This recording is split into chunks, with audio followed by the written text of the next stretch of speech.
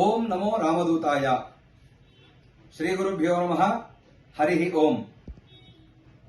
ఈ రోజున మనకు అతి త్వరలో రాబోయేటువంటి చంద్రగ్రహణం గురించి కొన్ని విషయాలను తెలుసుకునేటువంటి ప్రయత్నం చేద్దాం.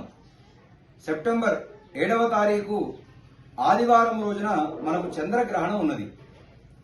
ఆ రోజున మనము ఎటువంటి నియమాలను పాటించాలి, ఎటువంటివి పాటించకూడదు, మనము ఎలా ఉండాలి, ఆ రోజు ఎలా ఉండకూడదు అనేటువంటి విషయాలని ఈ రోజు తెలుసుకుందాము.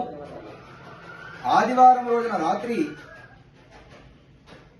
9:49 నుండి రాత్రి 1:30 వరకు కూడా మనకు గ్రహణ వేధ ఉన్నది. దీర్ఘకాలికమైనటువంటి గ్రహణము కావున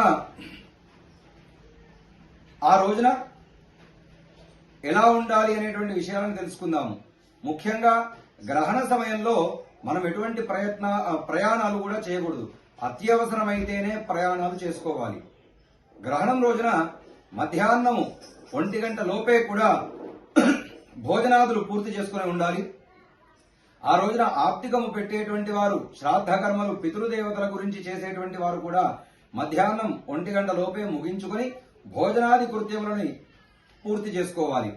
గర్భిణీ స్త్రీలు, వృద్ధులు, అనారోగ్యంతో ఉన్నటువంటి వారైతే గనక సాయంత్రం 5:30-6 గంటలలోపు ఈ కార్యక్రమాలన్నీ కూడా పూర్తి చేసుకోవాలి. గ్రహణ సమయంలో నిద్రపోకుండా ఉండాలి. గ్రహణ సమయంలో పట్టు స్నానము, విడుపు స్నానము అని చెప్పి 2 స్నానాలు తప్పకుండా ప్రతి ఒక్కరూ కూడా ఆచరించాలి. గ్రహణ స్నానాన్ని స్పర్శకాలమునందే విశేషంగా చేసుకోవాలి. కొంతమంది ముందుగా స్నానం చేసి గ్రహణం ఆరంభం కాగానే జప తర్పణాది కృత్యములు ఆచరిస్తూ ఉంటారు. కానీ అలా చేయకూడదు. గ్రహణం ఆరంభం కాగానే మనం సూతకం వారితో సమానంగా ఉంటాము. కాబట్టి ఆ స్నానాన్ని గ్రహణం ఆరంభం అయిన తర్వాత చేసుకోవాలి. తరువాత గ్రహణ స్నానాన్ని సచేలముగానే చేయాలి. అంటే మనము ఏవైతే వస్త్రాలను ధరించి ఉంటామో ఆ వస్త్రాలపై నుండే మనం స్నానం చేసుకోవాలి. సచేలముగా స్నానం చేయడం వలన ముక్తి స్నానమునకు మాత్రమే అని మతాంతరం కూడా ఉన్నది.